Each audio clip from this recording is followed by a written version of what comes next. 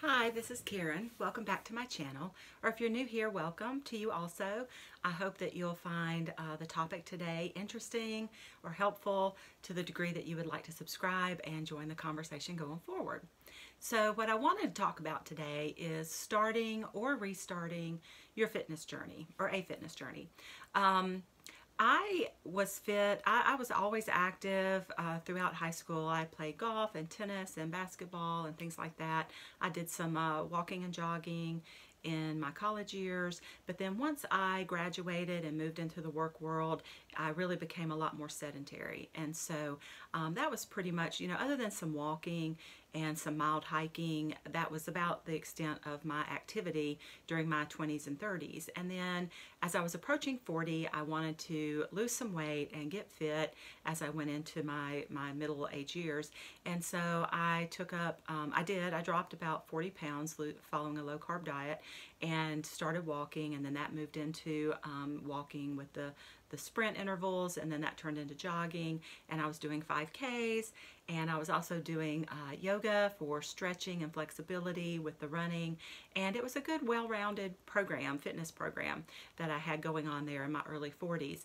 But then about 4 or 5 years into that, I moved cities, I changed jobs, I started a job that was much more demanding of my time and overtime and that kind of thing. And so just slowly over time, I started letting some of those workouts slip, and it went from 6 days a week to 5 to 4 to 3 to then kind of not at all. So for about the last 7 or 8 years, I've been basically sedentary again. I spend a lot of time in the car commuting to and from work, and then once I'm at work, I spend a lot of time sitting. I do have a stand-up desk, so that's nice, but I do spend a lot of time either on the computer or sitting in meetings, that sort of thing. So very sedentary lifestyle for about the last 7 to 8 years. And so what I wanted to talk about was really admitting our starting point. So I would love to just pick up where I left off, 8 years ago, my fitness level, and continue from there, but that's just not reality. So I really have to admit where I'm starting from right now. And along those lines, I did try a program a few summers ago. The summer before I turned 50, I was, all pumped up to lose some weight and get fit for my 50th birthday. And I purchased an online workout program that was really just too aggressive. It started out, the cardio portion anyway, started out with some treadmill walking, and it just increased the intensity, the distance, the incline, all that just increased at too rapid of a pace to what my body was ready for. And so I ended up pulling my right hip muscle, and according to the way the doctor described it, it just kind of froze or locked up that right hip muscle. And so a few weeks into the program, I had to stop. I gave it a few weeks thinking it would get better, and it didn't. So I went to the doctor, and then he recommended physical therapy. Luckily, I had not done anything to seriously injure it, but I did end up going through about 6 weeks of physical therapy to work that out. And so this time around, I do want to be realistic and really admit where I'm starting from, and with my number one goal being injury prevention. So I used to do, as I mentioned, I used to do yoga, and I know as women age, and I'm 54 if you haven't seen any of my previous videos, but as women age, some of the top concerns are losing strength, losing flexibility, and losing balance. And so yoga is really good for all of those. So I pulled out one of my old beginner yoga DVDs. Yes, I still have DVDs and an old DVD player. So I started there, and honestly, it was just too much. I mean, getting up and down off the mat was uncomfortable. Again, I'm carrying an extra 50-ish pounds, too much weight right now, and I've been sedentary for so long, and I just am so stiff. I spend all this time driving and on the computer, and so all of this is just stiff and sore all through the neck and the upper back. And so while I know the yoga will be good for me and the stretching, I want that, but the beginner workout was too advanced, and that was really hard to admit, that was too advanced for me.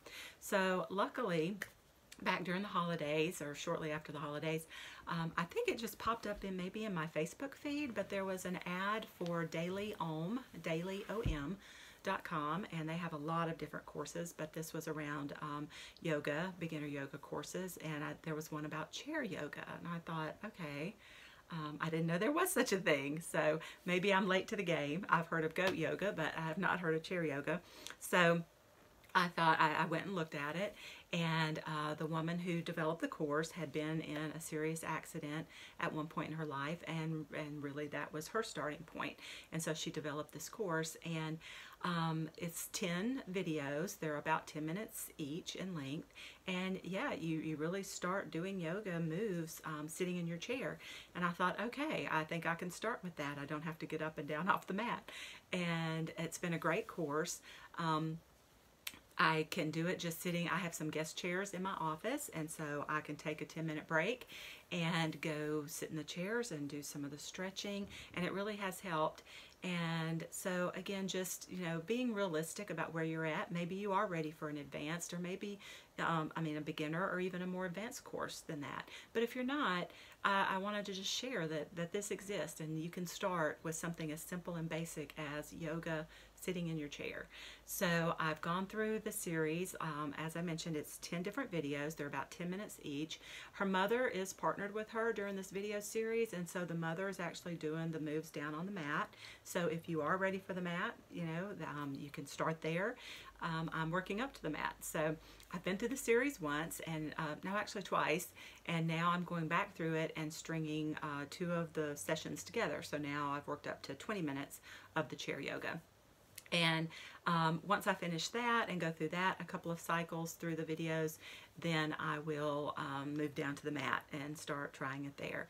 And from there, she does have some other beginner courses, or in general, there's a lot of beginner yoga courses free out on YouTube. So I just encourage you, once again, you know, figure out where's your starting point, be realistic about it, avoid injury, and start there. So that's one thing I wanted to recommend. The other thing I'm doing in terms of restarting my fitness is around the walking. So we live on about 16 acres of beautiful wooded property in the northern central part of Alabama. It's really the tail end of the foothills of the Smoky Mountains. And so there's a lot of hills and ridges and things on this 16 acres, and Albert has done a great job of clear cutting some hiking trails for us. We have 2 dogs, and I like to get out with them now that the time has changed and it's going to be light. Hopefully, when still a little bit of light left when I get home from work, I want to get back out and start walking with the dogs around the property.